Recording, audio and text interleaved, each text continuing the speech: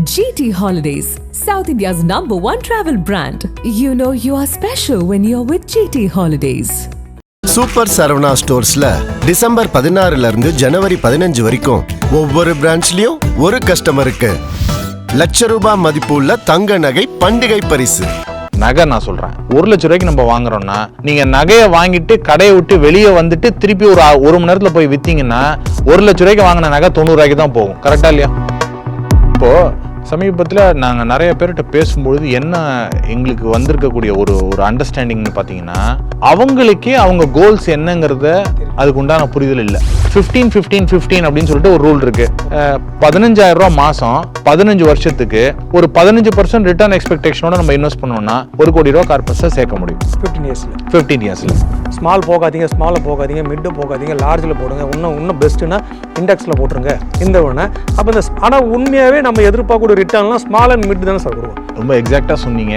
ஆக்சுவலாக நீங்கள் உங்களை மாதிரி ஆட்கள் தான் அட்வைசர்ஸாக இருக்கணும். யாராவது ஒருத்தர் லம்சமாக இன்வெஸ்ட் பண்ண கொண்டு வராங்க, பணம் ஏதோ ஒரு போனஸ் வந்துருச்சு, இல்லை ஏதோ ஒரு இடம் விற்றாங்க, ஒரு 10-15 லட்ச ரூபா பணம் இருக்குது, அந்த பணத்தை நான் முதலீடு பண்ணணுன்ட்டு வர்றவங்க இந்த மாதிரி அசெட் அலோகேஷனை ஃபிக்ஸ் பண்ணிக்கிட்டாங்கன்னா இந்த மார்க்கெட் ஷாக்ஸ்லேருந்து அவங்கள இந்த விஷயங்கள் இன்சுலேட் பண்ணும். கோல்டு வந்து பேசாமல் நம்ம முடிக்க முடியாது. அதாவது உங்களுடைய இன்வெஸ்ட்மெண்ட் ₹100 அதில் ஒரு ₹5, ₹10, ₹15 கோல்டு இருக்குல்ல, தவறு இல்லை. பெண் பிள்ளைகள் வச்சிருக்கிறவங்க இன்னும் கொஞ்சம் அதிகமாக கூட வச்சுக்கலாம், தவறு இல்லை.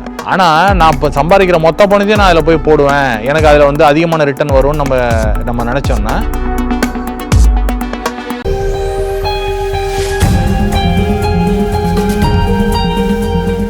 ஸோ இப்போ நான் ஒரு கோல்டு வாங்க போகிறேன், நானோ ஃபேமிலி ஏதோ ஒரு ஃபேமிலி வாங்க போகும்போது 2 விதத்துக்கு வாங்கலாம் சார். ஒன்று அவங்க வீட்டு நடக்கக்கூடிய ஃபங்க்ஷன்ஸ்க்கு ஒரு கோல்டு வாங்கலாம், இல்லை சேவிங்ஸ்னு சொல்லிட்டு சில பேர் ஒரு கிராமாக வாங்கி, இது ஒரு கான்செப்ட். ரெண்டாவது வந்து இடம் வாங்க போகிறாங்க சார், ஃப்ளாட்டோ தனிம நம்பர் இடம் வாங்கும்போது இந்த ரெண்டுலையுமே அவங்களுக்கு எந்த சிந்தனை வரதில்லைன்னா இதை நம்ம எப்போ விற்க போகிறோன்ற சிந்தனை அவங்களுக்கு வரதில்லை, வருவதே கிடையாது அவங்களுக்கு. எக்ஸாக்ட்லி. ஆனால் இந்த மியூச்சுவல் ஃபண்டோ ஷேரும் வாங்கும்போது இம்மிடியட்டாக அந்த சிந்தனை வருது அவங்களுக்கு. கரெக்ட்.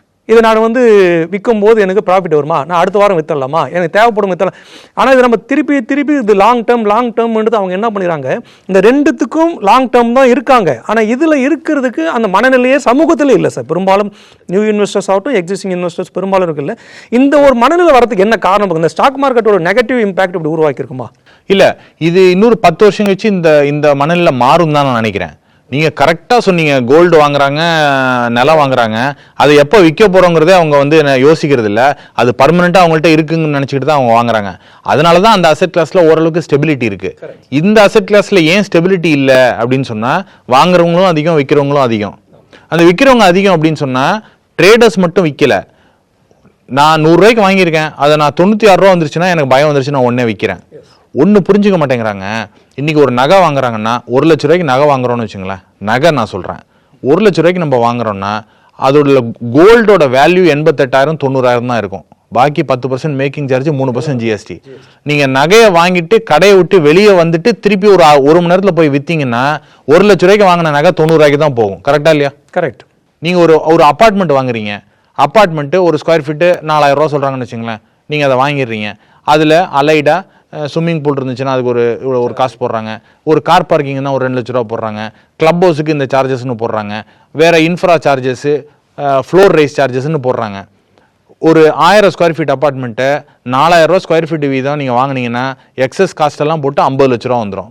நீங்கள் அதை நாளைக்கே போய் விற்றீங்கன்னா நீங்கள் ₹40 லட்சம் கூட வராது. நீங்கள் வாங்கின அன்றைக்கே நீங்கள் வாங்கின அசட்டோட வேல்யூ கீழே போயிடுது. இது கோல்டுக்கும் பொருந்தும், லேண்டுக்கும் பொருந்தும். இது ஈக்விட்டிக்கோ இல்லை மியூச்சுவல் ஃபண்டுக்கோ பொருந்துமா? பொருந்தாது. அதில் தான் போயிட்டு மக்கள் வந்து ஏறுதா இறங்குதாங்கிறத ரொம்ப கூர்ந்து பார்க்குறாங்க. இதில் வந்து கூர்ந்து பார்க்கறது இல்லை. இது வந்து ஒரு சைக்கலாஜிக்கல் மைண்ட் செட்டு தான். பட் ஒன்ஸ் ஒரு 10 வருஷம் இங்கேருந்து ஒரு 10 வருஷம் கழித்து நம்ம பார்க்கும்பொழுது எல்லாரும் ஈக்விட்டி ஆஸ் அன் அசெட் கிளாஸை அவங்க வாழ்க்கை முறையிலேயே ஒன்று சேர்ந்ததாக வச்சிருக்கிறதுனால எனக்கு தெரிஞ்ச அந்த மனநிலை மாறும். 10 வருஷத்தில் மாறும். இன்னைக்கு எஸ்ஐபி வந்து ஒரு 4 வருஷம் முன்னாடி 6,000 கோடி 5,000 கோடி தான் எஸ்ஐபி மாதம் போயிட்டு இருந்துச்சு. இன்னைக்கு 30,000 கோடி போயிட்டு இருக்கு இல்லைங்களா? ஸோ அதனால மக்கள் வந்து அதை ஏற்றுக்க ஆரம்பிச்சிட்டாங்க. எப்படி வந்து ஒரு 30 வருஷம் முன்னாடி ஒரு ஆர்டி இருந்துச்சோ இன்னைக்கு அதை எஸ்ஐபி ரீப்ளேஸ் பண்ணியிருக்குன்னு நான் சொல்லுவேன். ஓகே. ஸோ அதை வந்து மக்கள் அக்செப்ட் பண்ணிக்க ஆரம்பிச்சிட்டாங்க. ஸோ இங்கேருந்து ஒரு 5-10 வருஷம் கழிச்சு கண்டிப்பாக அவங்களுக்கு வந்து இந்த இப்போ எப்படி மியூச்சுவல் ஃபண்டை பார்க்குறாங்களோ அதே லெவலில் பார்க்க மாட்டாங்க அப்படின்னு எனக்கு ஒரு நம்பிக்கை இருக்குது. வாங்கின அன்னைக்கே நான் என்னைக்கு விற்க போறேங்கிற ஒரு எண்ணம் மனநிலைக்கு வராதுங்கிறது எனக்கு ஒரு நம்பிக்கை. கண்டிப்பா, ஏன்னா அந்த ஒரு ஏயும் ஏறத்தை பார்த்தா கண்டிப்பா வந்துட வேண்டும். ஸோ இப்போ இந்த மியூச்சுவல் ஃபண்ட் வாங்கும்போது நீங்கள் சொன்னீங்க இந்தியாவில் வந்து 2.5 லட்சம் அட்வைசர்ஸ் தான் இருக்காங்க. ஆனால் இப்போ இதுலேயுமே 2 மீதிக்கு அந்த 2 கான்செப்ட் இல்லை. எந்த அசட் கிளாஸ் வாங்கினாலும் 2 கான்செப்ட் இல்லை, நேரடியாக அவங்களே வாங்கிக்கலாம்.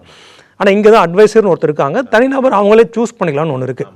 இந்த டூ இட் யுவர் செல்ஃப் இன்வெஸ்டர்ஸ்னு சொல்லிட்டு பிளாட்ஃபார்ம் மூலமாக அவங்க பண்ணுறாங்க. கரெக்ட். இந்த 2 இடம் பார்த்தீங்கன்னா மியூச்சுவல் ஃபண்டுக்கு மட்டும்தான் பொருந்தது. அது மீதி இந்த இருக்கிற இன்வெஸ்ட்மெண்ட் அசட் கிளாஸில் இப்போ இந்த 2ல் எந்த அசட் கிளாஸு அவங்களுக்கு எந்த வே வந்து அவங்களுக்கு பயன் தரும்? கண்டிப்பாக ஒரு அட்வைசர் மூலமாக போகிறது தான் பயன் தரும். அதாவது யாரெல்லாம் வந்து அவங்களா பண்ணிக்கலாம் அப்படின்னு கேட்டிங்கன்னா, ஒரு ஸ்மால் அமௌண்ட் தான் இன்வெஸ்ட் பண்ண போகிறாங்க. இதில் ஒன்றும் பெரிய அமௌண்ட் இன்வெஸ்ட் பண்ண போகிறது இல்லை. அவங்களுக்கு வந்து ஒரு பெரிய லாபம்லாம் இல்லை, வர வேண்டியதில்லை. எனக்கு equity as an asset class நான் தனியாக மட்டும் நான் வச்சுக்கிறேன், அந்த மாதிரி திங்க் பண்ணுறவங்க ஒரு சைடு. ரெண்டாவது, நான் படித்த காலத்துலேருந்தே நான் வந்து ஃபினான்ஷியல் அண்டர்ஸ்டாண்டிங்கோடையும் ஃபினான்ஷியல் பிளானிங் பற்றியும் புரிதலோட ஒரு mutual fund investing concepts understand பண்ணிட்டு, ஈக்விட்டினா என்ன, பேலன்ஸ் ஷீட்னா என்ன, கேஷ் ஃப்ளோனா என்ன, இது எல்லாமே எனக்கு தெரியும். அந்த மாதிரி இருக்கிறவங்க ஒரு அட்வைசர் நோக்கி போக வேண்டிய அவசியம் கிடையாது, அவங்களே அவங்க இன்வெஸ்ட் பண்ணிக்கலாம். ஸோ இந்த மாதிரி நாலேஜ் இருக்கக்கூடிய பீப்புளும் இருக்காங்க. Okay okay. இன்னொரு சைடு, நான் ஒர்க் பண்ணிட்டு இருக்கேன், எனக்கு நிறைய ஃப்ரீ டைம் இருக்கு. ஒரு நாளைக்கு நான் வந்து 8 மணி நேரம் வேலை செய்யறதில்ல, ஒரு 3 மணி நேரம் 4 மணி நேரம் தான் என்னுடைய கம்பெனிக்காக வேலை செய்கிறேன். பாக்கி நிறைய ஃப்ரீ டைம் இருக்கு. அந்த ஃப்ரீ டைம்ல நான் நிறைய எக்ஸ்டென்சிவாக ரிசர்ச் பண்ணுறேன், நான் நிறைய படிக்கிறேன், நான் நிறைய புரிஞ்சுக்கிறேன் ஈக்விட்டி இன்வெஸ்டிங் பற்றி. அதனால நான் தானாக இன்வெஸ்ட் பண்ணிக்கிறேன், டூ இட் யுவர் செல்ஃப் நான் பண்ணிக்கிறேன், எனக்கு அட்வைசர் தேவையில்லை அப்படின்னு அவங்க நினைச்சாங்கன்னா அதுவும் சரிதான். அதுவும் சரிதான். அப்போ ஒரு அட்வைசர் மூலம் போகக்கூடிய ஒரு இண்டிவிஜுவல் சார், அவங்களுக்கு என்ன மாதிரி ஃபஸ்ட்டு ஒரு கோலை ஃபிக்ஸ் பண்ணுவீங்க? கார்பஸை ஃபிக்ஸ் பண்ணுற, கார்பஸை கிரேட் இம்ப்ரூவ் பண்ணுறதுக்காக ஒரு கோலா, இல்லை கோல் பேஸ்டு மேரேஜுக்கு, எஜுகேஷன்ஸ்க்கு, இப்படி அட்வைசர்ஸ்க்கு ஒன்று பண்ணும்போது இதை என்ன மாதிரி ஃபிக்ஸ் பண்ணுவீங்க? அப்போ தான் அட்வைசர்கிட்ட வரதுக்கான பயன் தெரியும்ல சார்? இப்போது சமீபத்தில் நாங்கள் நிறைய பேர்கிட்ட பேசும்பொழுது என்ன எங்களுக்கு வந்திருக்கக்கூடிய ஒரு அண்டர்ஸ்டாண்டிங்னு பார்த்தீங்கன்னா, அவங்களுக்கே அவங்க கோல்ஸ் என்னங்கிறத அதுக்கு உண்டான புரிதல் இல்லை. நம்ம ஒரு விஷயமா சொல்லிக் கொடுக்க வேண்டியது இருக்கு. இந்த கோலு, இது child education goal, child marriage goal, vacation goal, car வாங்கினா அதுக்கு ஒரு கோலு, நீங்கள் வீடு வாங்கினா வீடு ஒரு கோலு, ரிட்டையர்மெண்ட்னா ஒரு ரிட்டையர்மெண்ட் கோலுங்கிறத நம்ம வந்து ஒரு கோலாக அவங்களுக்கு புரிய வைக்கிறதான்னு இருக்கு. ஓ ஆமாம், இந்த கோல் இருக்கே, ஆமாம் இது ரொம்ப முக்கியமான விஷயம் அப்படின்னு அவங்க நினைக்கிறாங்க. ஜென்ரலாக சொல்கிறேன், சைல்டு எஜுகேஷன் எல்லாரும் என்ன நினைக்கிறாங்க, ஹையர் எஜுகேஷனுக்கு மட்டும்தான் இந்த கோலே நம்ம பிளான் பண்ணணும்னு நினைக்கிறாங்க. பட் இன்னைக்கு இருக்கக்கூடிய சூழ்நிலையில் ஜூன் மாதம் நீங்கள் எடுத்துக்கிட்டீங்கன்னு வச்சுங்களேன், அந்த மாதத்துல தான் இந்தியாவிலேயே அதிகமான கோல்டு ஜுவல் வந்து பிளெட்ஜ் பண்ணப்படுது, அதிகமான பர்சனல் லோன் பர்சனல் லோன் எடுக்கப்படுது, அதிகமாக கார்டு ஸ்வைப் பண்ணி கேஷ் எடுக்கப்படுது. ஏன்னா ஃபீஸை கட்டுறதுக்காக. சரி சரி. ஸோ அப்போ என்ன பிரச்சனைங்க, அந்த சைல்டு எஜுகேஷனுக்கு உண்டான ஸ்கூல்லேருந்தே நீங்கள் வந்து உங்களுடைய கோல்ஸை சரி பண்ணிக்கிட்டு அந்த ஸ்கூல் ஃபீஸ் கட்டுறதுக்காக நீங்கள் வந்து ஒரு பிளானிங் பண்ணிக்கிட்டு வருஷம் உங்களுக்கு இன்கம் வர மாதிரி நீங்கள் பிளான் பண்ணால் மட்டும்தான் இந்த பிரச்சனையை சால்வ் பண்ண முடியும். Okay okay. ஸோ எல்லாரும் காலேஜ் நினச்சிட்டு இருந்தாங்க, காலேஜ் பிரச்சனை இல்லை, ஸ்கூல்ல என்ன பிரச்சனை, காலேஜ் 3 வருஷம் 4 வருஷம் தான், இது 10 ஸ்கூல் 14 வருஷம் படிச்சாகணும். சரிங்களா, இதுதான் பிரச்சனை இங்கேருந்து தான் ஸ்டார்ட் ஆகுது. இதை சொல்லும் போது தான் அவங்களுக்கே புரிதல் வருது. ஓகே. ஸோ அவங்கள்ட்ட ஒரு கப்பல் இருக்காங்க, அவங்க வந்து சின்ன குழந்தைங்க இருக்காங்கன்னா ஃபர்ஸ்ட் அவங்கள்ட்ட நம்ம சொல்லும் பொழுது உங்கள் குழந்தைங்களோட ஸ்கூல் எஜுகேஷன் பிளானிங்லேருந்தே நீங்கள் வந்து நீங்கள் அதை ஸ்டார்ட் பண்ணீங்க, அதுலேருந்து நீங்கள் ஸ்டார்ட் பண்ணீங்கன்னா தான் உங்களுக்கு மற்ற கோல்ஸ் எல்லாம் ஈஸியாக அச்சீவ் பண்ணுறதுக்கான வாய்ப்பு ஏற்படும் அப்படிங்கிறத நம்ம கிளியராக சொல்கிறோம். ஸோ அதுலேருந்து தான் அவங்க ஸ்டார்ட் பண்ணுறாங்க. கண்டிப்பாக சார். இப்போ இந்த மியூச்சுவல் ஃபண்டு நீங்கள் சொன்ன மாதிரி நிறைய பணம் உள்ளே வரது பற்றி அரசாங்கம் என்ன ஒரு திட்டம் போடுறோன்னா, தபால் நிலையம் மூலம் இப்போ வந்து மியூச்சுவல் ஃபண்டை விற்கலாம்னு சொல்ல ஒரு திட்டம். அது எந்த அளவுக்கு ஒரு சரியான வழிமுறை? ஏன்னா அங்கே அட்வைசர்ஸ் இருக்க மாட்டாங்களே, அவங்களுடைய பணி சுமையில் நடுவில் தான் இது யாருன்னா கேட்டாங்கன்னா கொடுக்குற சூழல் தான் இருக்கும். ஏன்னா அது ஃபிக்ஸ்டு அசட் கிளாஸ். இப்போ ஒரு அதே சுகன்யா சம்ரிதி வந்து போட்டலாம், அது என்ன ரிட்டர்ன்லாம் ஃபிக்ஸ்டாக இருக்கும். இது அப்படி கிடையாது, எந்த திட்டம் கொடுக்கணும்லாம் கஸ்டமர்கிட்ட பேசணும். இப்போ நீங்கள் சொன்ன மாதிரி பேசினா தான் அவங்களுக்கு இது சூட் ஆகும் தெரியும். அப்படி இருக்கும்போது இப்போ இவ்வளோ தபால் நிலையம் போது இன்னும் அதிக 20-30,000 கோடின்றது பர் மந்த் 50-60 வந்துருமே, எந்த அளவுக்கு அது சக்ஸஸ் ஆகும்னு நினைக்கிறேன்? ஸோ அது எதுன்னா, நானும் அந்த ஆம்ஃபீல்டில் இருக்கக்கூடிய டேட்டாவை நான் பார்த்தேன். இந்தியாவில் கிட்டத்தட்ட ஒரு 6 லட்சம் கிராமங்கள் இருக்கும்னு நினைக்கிறேன். இந்த மோஸ்ட்லி எல்லா கிராமத்துலேயும் போஸ்ட் ஆஃபீஸ் இருக்குது. ஸோ பேங்க் இருக்காது, வேறு எந்த விஷயமும் இருக்காது, ஆனால் போஸ்ட் ஆஃபீஸ் இருக்கும். இந்தியாவில் இருக்கக்கூடிய இன்வெஸ்டர்ஸில் அதாவது இந்த கிராமங்கள்லேருந்து வந்திருக்கக்கூடிய இன்வெஸ்ட்மெண்ட்டுன்னு பார்த்தீங்கன்னா ஒரு 5-6% தான்.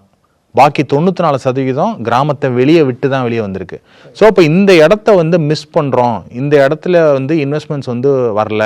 ஸோ இந்தியாவோட வளர்ச்சியில், பங்குச்சந்தையோட வளர்ச்சியில் இந்த செக்மெண்ட் வந்து வரல அப்படின்னு சொல்லிட்டு ஆம்ஃபி அவங்க ஃபீல் பண்ணியிருக்கலாம். அதனால போஸ்ட் ஆஃபீஸை கொடுத்துருக்கலாம்.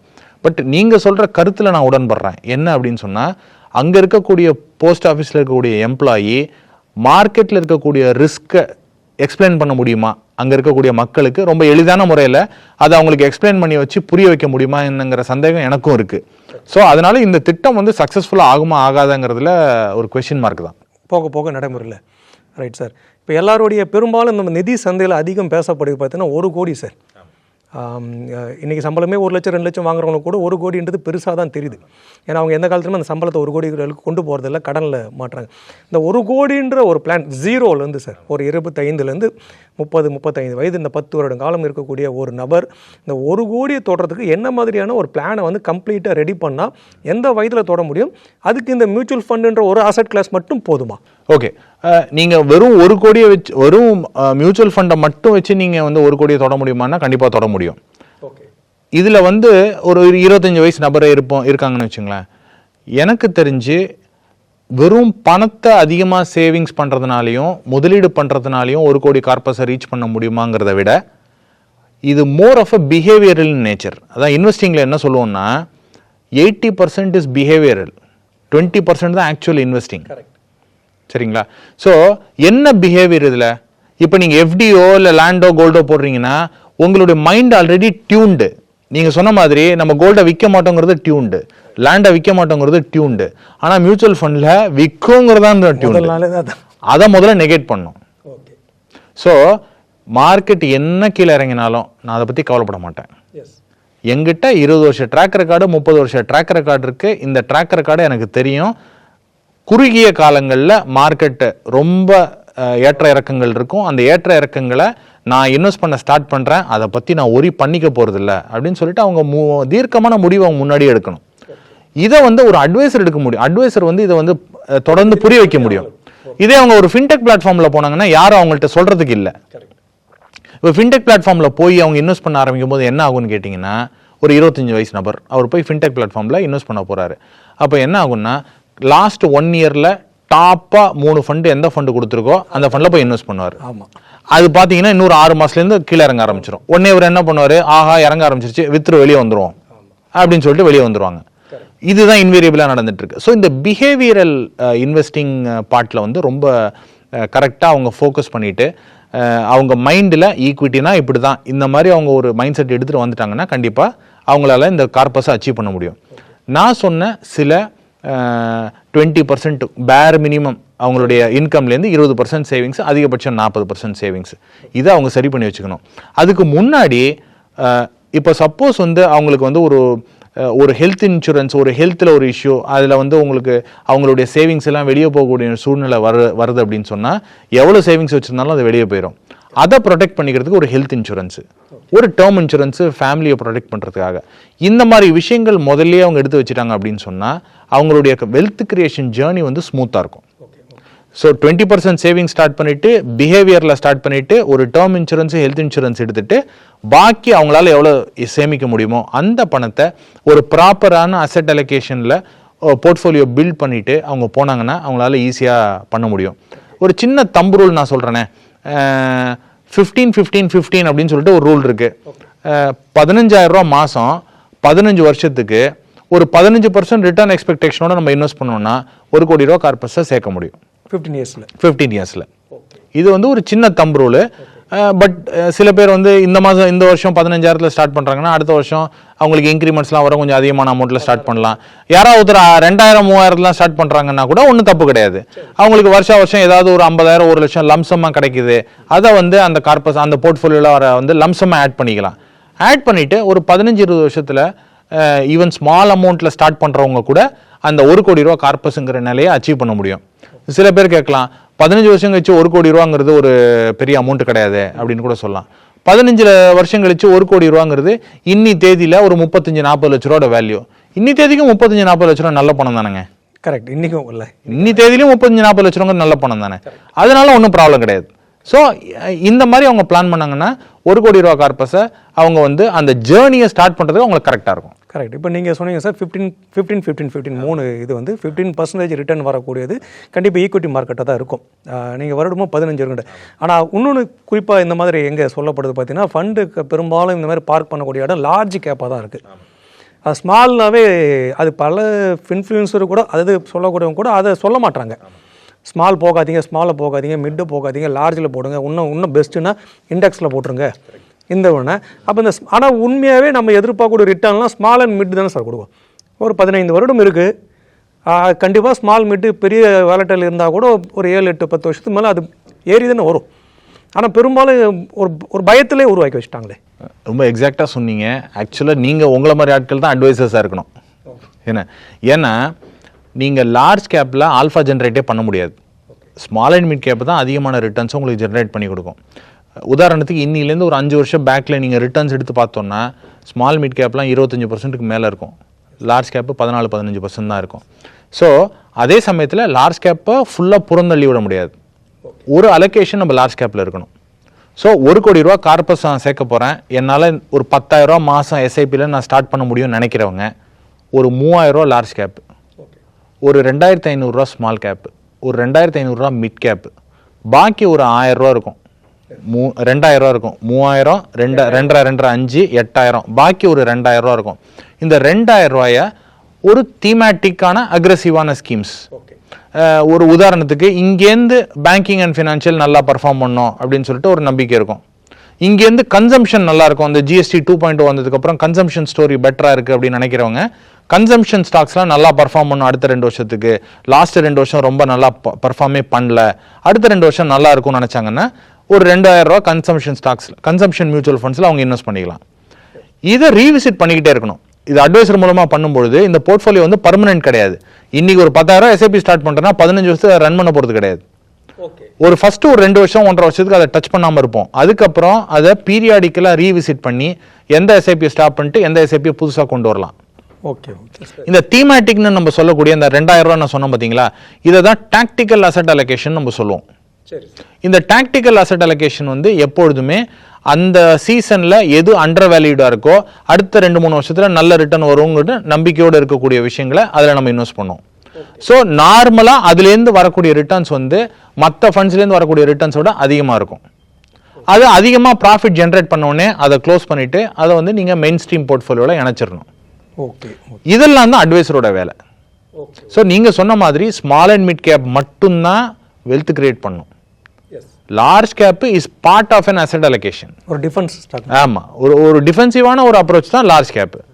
இண்டெக்ஸ் ஃபண்டுங்கிறது வந்து லார்ஜ் கேப்பை விட கம்மியாக ரிட்டர்ன்ஸ் கொடுக்கும். லார்ஜ் கேப்லையாவது இண்டெக்ஸ் ரிட்டர்ன்ஸோ இல்லை இண்டெக்ஸை விட ஒரு 0.5% 1% வந்துடும். இண்டெக்ஸ் ஃபண்டுங்கிறது பார்த்தீங்கன்னா இண்டெக்ஸ் 12% கொடுக்குதுன்னா இண்டெக்ஸ் ஃபண்டு 11.25 தான் கொடுக்கும்.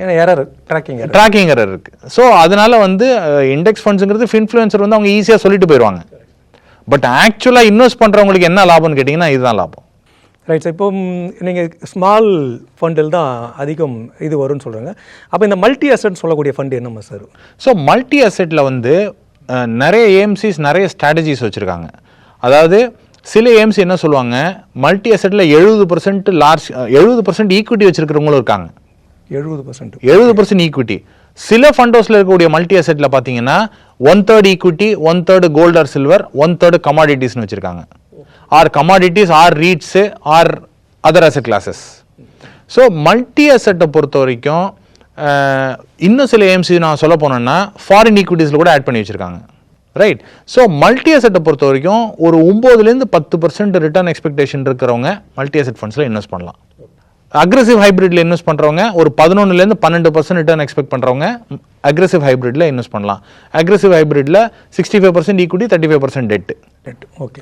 ஸோ யாராவது ஒருத்தர் லம்சமாக இன்வெஸ்ட் பண்ண கொண்டு வராங்க, பணம் ஏதோ ஒரு போனஸ் வந்துருச்சு, இல்லை ஏதோ ஒரு இடம் விற்றாங்க, ஒரு 10-15 லட்ச ரூபா பணம் இருக்குது, அந்த பணத்தை நான் முதலீடு பண்ணுன்ட்டு வர்றவங்க இந்த மாதிரி அசெட் அலோகேஷனை ஃபிக்ஸ் பண்ணிக்கிட்டாங்கன்னா இந்த மார்க்கெட் ஷாக்ஸ்லேருந்து அவங்கள இந்த விஷயங்கள் இன்சுலேட் பண்ணும். கண்டிப்பாக சார். இப்போ நிறைய நம்ம பேசுனதில் எஸ்ஐபி பேசணும். ஒரு சின்ன அமௌண்ட்டை வந்து லம்சம்னாவே ஒரு 5000 10,000 50,000 ஒரு 10 லட்ச ரூபா ஒரு ஃபண்டு வந்ததுன்னா அது இமீடியட்டாகவே இன்வெஸ்ட் பண்ணணுமா, இல்லை அதுக்கு நேரம் கொடுத்து இன்வெஸ்ட் பண்ணுறது சேஃபாக இருக்குமா சார்? இந்த மார்க்கெட் கண்டிஷனில் இமீடியட்டாக இன்வெஸ்ட் பண்ணலாம். இப்போ போன வருஷம் யாராவது ஒருத்தர் வந்திருந்தாங்கன்னா ப்ராபப்ளி அந்த இன்வெஸ்ட்மெண்ட்டை ஸ்டாகர் பண்ணி இன்வெஸ்ட் பண்ண சொல்லி நம்மளே சஜஸ்ட் பண்ணியிருப்போம். அந்த ஸ்டாகர் பண்ணி இன்வெஸ்ட் பண்ணுற மெத்தட்ஸ் என்னன்னு பார்த்தீங்கன்னா STP or SIP. Okay. So 10 லட்ச ரூபா ஒருத்தர் இருக்குது அப்படின்னு சொன்னால் நிறைய பேருக்கு நாங்கள் லாஸ்ட் இயர் என்ன சஜஷன்ஸ்லாம் பண்ணியிருக்கலாம் அப்படின்னு கேட்டிங்கன்னா, ஒரு 1 லட்ச ரூபா மாதம் நீங்கள் இன்வெஸ்ட் பண்ணுங்கள். அதே செட் ஆஃப் ஃபண்ட்ஸில் ஒரு லட்சமாக அடுத்த 10 மாதத்துக்கு இன்வெஸ்ட் பண்ணிவிடுங்க, ஸ்ப்ளிட் பண்ணிவிடுங்க. ஸோ தட் உங்களுக்கு இந்த 10 மாதத்துக்கான ஆவரேஜ் உங்களுக்கு கிடச்சி போயிடும் அப்படின்ட்டு ஒரு ரெக்கமெண்டேஷன் கொடுத்துருக்கலாம். ஆர் எஸ்டிபி முறையில் அந்த 10 லட்சத்தையும் லிக்விட் ஃபண்டில் வாங்கிட்டு மாதமோ இல்லை 15 நாளைக்கு ஒரு தடையோ லிக்விட் ஃபண்டில் டெட்லேருந்து ஈக்விட்டிக்கு ட்ரான்ஸ்ஃபர், சிஸ்டமேட்டிக் ட்ரான்ஸ்ஃபர் பிளான், அதை வந்து ஒரு 10 மாதமோ 6 மாதமோ நம்ம போட்டு ஸ்ப்ளிட் பண்ணி நம்ம டிஸ்ட்ரிபியூட் பண்ணலாம்.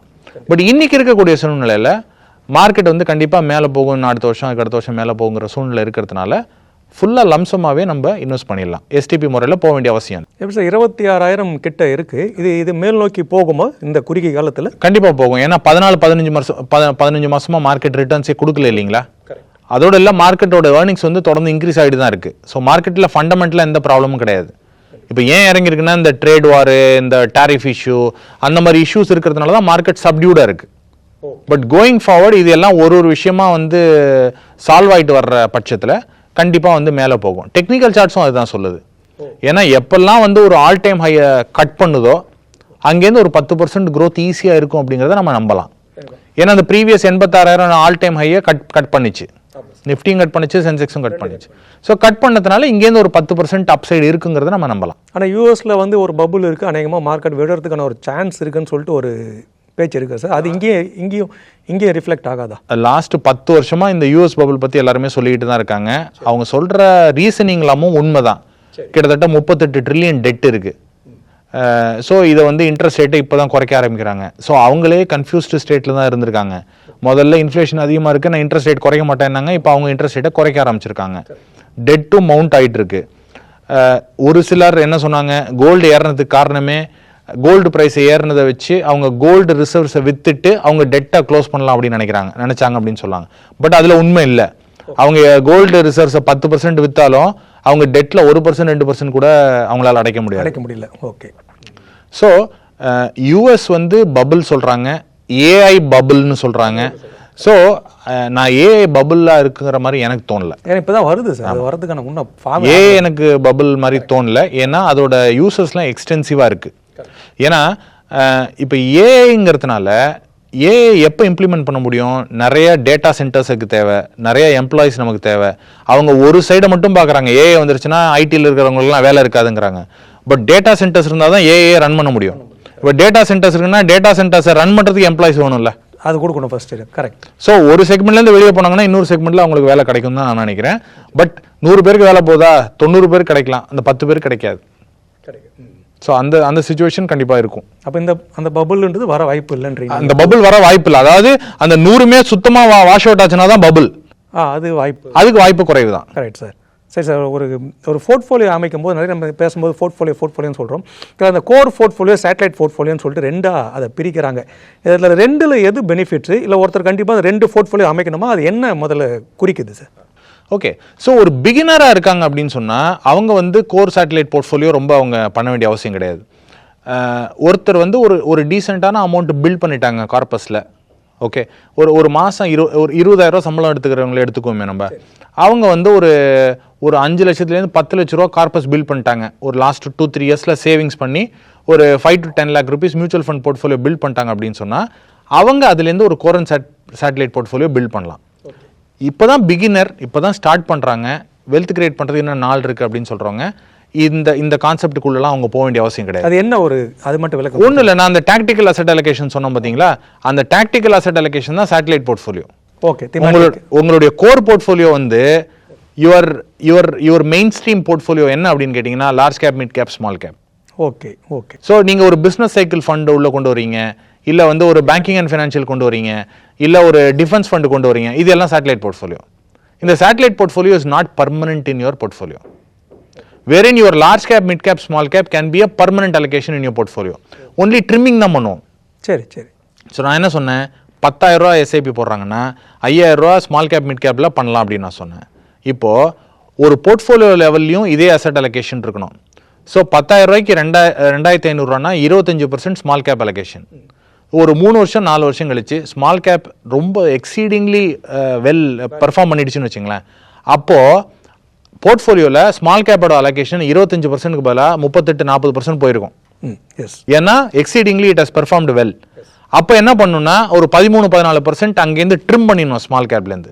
Okay okay. ட்ரிம் பண்ணிட்டு நீங்கள் வந்து அந்த ப்ராஃபிட்ஸை வந்து ப்ரொடெக்ட் பண்ணி ஒரு மல்டி அசெட்லையோ இல்லை அக்ரெசிவ் ஹைப்ரிட்லையோ ப்ரொடெக்ட் பண்ணி நீங்கள் வச்சுக்கலாம்.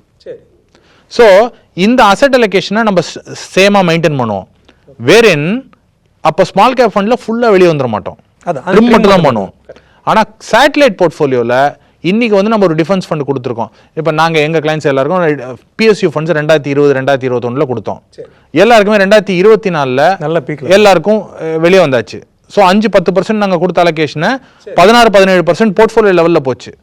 அதையெல்லாம் வித்துட்டு வெளியே வந்துட்டாங்க, எக்ஸிட் ஆயிட்டாங்க. ஸோ அதே மாதிரி இப்போ சேட்டலைட் போர்ட்ஃபோலியோ இருக்கிறது 3 வருஷம் கழிச்சு சேட்டலைட் போர்ட்ஃபோலியோவில் வேற ஏதாவது இருக்குமே ஒழிய அந்த ஃபண்ட் ஃபுல்லாக வெளியே போயிருக்காது. Okay okay. இதை தான் கோர் அண்ட் சேட்டலைட் போர்ட்ஃபோலியோ. இப்படி எடுத்துலாம் sir, core portfolio defensive stock, defensive நம்மளுடைய ஃபண்டை வந்து ப்ரொடெக்ட் பண்ணி வைக்கக்கூடிய ஒரு. இல்ல அப்படி சொல்ல முடியாது, அதெல்லாமும் வாலடைலா இருக்கும்.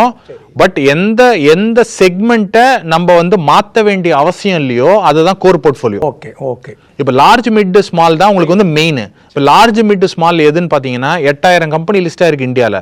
அதில் இருக்கக்கூடிய டாப் 500 தான் லார்ஜ் மிட் ஸ்மால். அதை மாற்ற வேண்டிய அவசியம் இல்லை, அது அப்படியே இருக்கும். சைடில் இருக்கக்கூடிய அலைடை வந்து நம்ம போனாலும் மாற்றிக்கலாம். கண்டிப்பாக சார். இப்போ கோல்டு சார், நிச்சயமாக கோல்டு வந்து பேசாமல் நம்ம முடிக்க முடியாது. ஏன்னா அந்த சூழலில் தான் எல்லாமே இருக்கும். இன்றைக்கி காமன் மேன் கடையில் வாங்க போயிட்டு இப்போ எல்லாருமே டிஜிட்டலுக்குள்ளே வந்துட்டாங்க. இப்போ கடைசியாக ஒரு அறிவிப்பு கூட டிஜிட்டலில் தான் ஒரு எச்சரிக்கையும் வந்தது, அந்த பக்கம் போகாதீங்க, அது ஆபத்து இருக்குது அப்படின்னு சொல்லி வந்திருக்கு. நீங்களே சொல்லிட்டீங்க கோல்டு வந்து இப்போ நல்லா 50-70% ஏறிடுச்சு. அதனால் கோல்டு இப்போ நீங்கள் ஈக்விட்டிக்கு 26க்கு ஒரு ப்ரிடிக்ஷன் சொன்னீங்க, ஈக்விட்டி தான் ஏறுன்னு. கோல்டு என்ன ஸ்டேஜில் போகும், இல்லை இப்போ வாங்கிக்கிற மக்கள் அப்படியே தொடரலாமா? அதை வெரி ஸ்ட்ரெயிட் ப்ரெடிக்ஷன்.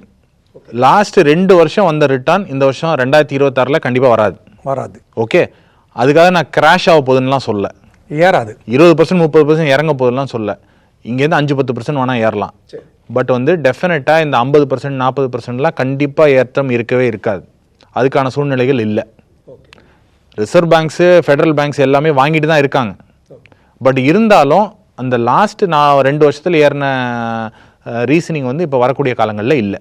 ஸோ இங்கேருந்து 5-10% வேணால் மேலே ஏறலாம், 14,000-15,000 ரூபாய்க்கு வரைக்கும் கூட போகலாம். ஆனால் போன வருஷம் 6,000லேருந்து இந்த வருஷம் 12,000 வந்த மாதிரி இங்கேருந்து 12,000ங்கிறது 24,000 கண்டிப்பாக ஆகாது. அது 12,000 20,000 கண்டிப்பாக ஆகாது. அப்போ அந்த இன்வெஸ்ட்மெண்ட் எப்படி சார்? இப்போ வேகமாக உள்ள போய் இன்வெஸ்ட் பண்ணுறவங்க அப்படியே கண்டினியூ பண்ணலாமா, இல்லை கோல்டை குறைச்சிட்டு ஈக்விட்டி பக்கம் திரும்பலாமா? கண்டினியூ பண்ண வைக்கலாமான்னு யார் விற்கிறாங்க? யாரும் விற்கிறதுக்கு ரெடியாகவே இல்லையே. கோல்டு தான் விற்கிறது இல்லை, யாரும் விற்கிறது இல்லை. அதாவது கோல்டு நீங்கள் சொன்ன மாதிரி நகையாக வாங்கும்போது இட்ஸ் அன் இமோஷன். கனெக்ட் ஆகிடுது. ஓகே, எங்கள் வீட்டில் காது குத்தும் போது இந்த ஒரு ரிசப்ஷன் ஒரு இதும்போது நான் அதை வாங்கினேன், ஒரு மேரேஜும் போது இதை வாங்கினேன், அதை நான் விற்கிறது இல்லை. ரைட். இப்போ என்ன ஆயிடுச்சுன்னா இடிஎஃப் கூட விற்க மாட்டேங்கிறாங்க, சாவரின் கோல்ட் பாண்ட் கூட விற்க மாட்டேங்கிறாங்க. அது இருக்கட்டும், ஏதோ ஏறிட்டு இருக்கே. ரைட், தப்பு இல்லை. அதாவது உங்களுடைய இன்வெஸ்ட்மெண்ட் 100 ரூபான்னா அதில் ஒரு 5 ரூபாயோ 10 ரூபாயோ 15 ரூபாயோ கோல்டு இருக்குல்ல, தவறு இல்லை. பெண் பிள்ளைகள் வச்சிருக்கிறவங்க இன்னும் கொஞ்சம் அதிகமாக கூட வச்சுக்கலாம், தவறு இல்லை. ஆனால் நான் இப்போ சம்பாதிக்கிற மொத்த பணத்தையும் நான் அதில் போய் போடுவேன், எனக்கு அதில் வந்து அதிகமான ரிட்டர்ன் வரும்னு நம்ம நினச்சோம்னா அது வந்து தவறான ஒரு விஷயம். ஓகே, அப்போ கோல்டு இடிஎஃபா கோல்டு மியூச்சுவல் ஃபண்டா சார்? இல்லை, இப்போ கோல்டு மியூச்சுவல் ஃபண்ட் அப்படின்னு சொன்னால் gold mutual fund gold mining கம்பெனிஸில் இருக்கக்கூடிய ஸ்டாக்ஸில் இன்வெஸ்ட் பண்ணுறது தான் கோல்டு மியூச்சுவல் ஃபண்டுன்னு சொல்லுவோம். கோல்டு இடிஎஃப் தான் கோல்டோட ஈக்குவலண்ட். கோல்டு மைனிங் கம்பெனிஸ் வந்து கோல்டு ப்ரைஸுக்கு அகேன்ஸ்டாக கூட போகலாம். ஓகே, இதை நம்ம ரொம்ப தெளிவாக புரிஞ்சுக்கணும். ஸோ நமக்கு இன்னைக்கு இருக்கக்கூடிய option 4 option. Physical gold jewellery நகை, 2வது கோல்டு இடிஎஃப் அதுவும் மியூச்சுவல் ஃபண்டில் தான், 3வது gold mutual funds gold mining கம்பெனிஸில் இன்வெஸ்ட் பண்ணக்கூடிய கோல்டு மியூச்சுவல் ஃபண்ட்ஸு. இது அந்த 3ல் 2 இருக்குது. இல்லை 3 கோல்டு மியூச்சுவல் ஃபண்ட் எல்லாமே மைனிங் கம்பெனியில் மட்டும்தான் போடுறாங்க. மைனிங் கம்பெனிஸ்லும் பண்ணுறாங்க, கொஞ்சம் கோல்டு அண்டர்லைங் அசெட்டும் இருக்கும். அடுத்தது வந்து டிஜிட்டல் கோல்டு நாங்கள் சஜஸ்ட் பண்ணுறதே கிடையாது. சாவரின் கோல்டு பாண்டு எனிவே அது வெளியே போகுது, அதனால அதை பற்றி டிஸ்கஸ் பண்ண வேண்டாம். அது இல்லையே சார். ஸோ அது இன்னும் 2-3 வருஷம் தான் மெச்சூரிட்டி இருக்கும். செகண்டரி மார்க்கெட்டில் யாராவது வாங்கணும்னா வாங்கிக்கலாம், பட் ரொம்ப ஹை ப்ரீமியமில் இருக்குது. இப்போ போய் மாட்டினாங்கன்னா அந்த ப்ரைஸ் ரியலைசேஷன் கிடைக்காது. கண்டிப்பாக சார். இப்போ ஆனால் இப்போ கோல்டு மியூச்சுவல் ஃபண்டில் வர ஃபண்டு கோல்டு இடிஎஃப்ல தான் சார் போடுறதா சொல்லப்படுது, அது இல்லையா? இல்லை, அது வந்து கோல்டு இடிஎஃப்பும் மியூச்சுவல் ஃபண்டில் இன்வெஸ்ட் பண்ணுறதுனால ஜென்ரலாக வந்து இது ரெண்டும் வேற அப்படின்னு அவங்க நினச்சிக்கிறாங்க, ரெண்டும் ஒன்று நினச்சிக்கிறாங்க. ஆக்சுவலாக கோல்டு மியூச்சுவல் ஃபண்டு வேற, கோல்டு இடிஎஃப் வேற. Okay, gold based mutual fund வேற, கோல்டு இடிஎஃப் வேற. ஓகே, கோல்டுக்கு ஆல்டர்னேட்டிவ் அப்படின்னு கேட்டிங்கன்னா கோல்டு இடிஎஃப் மட்டும்தான். பிசிக்கல் கோல்டுக்கு ஆல்டர்னேட்டிவ் ஆர் பிசிக்கல் கோல்டோட ஈக்குவலண்ட் இன்வெஸ்ட்மெண்ட்னு கேட்டிங்கன்னா கோல்டு இடிஎஃப் மட்டும்தான். கோல்டு மைனிங் ஃபண்ட்ஸ் கிடையாது, அதை நம்ம தனியாக ஒதுக்கி வச்சிடலாம். ரைட்.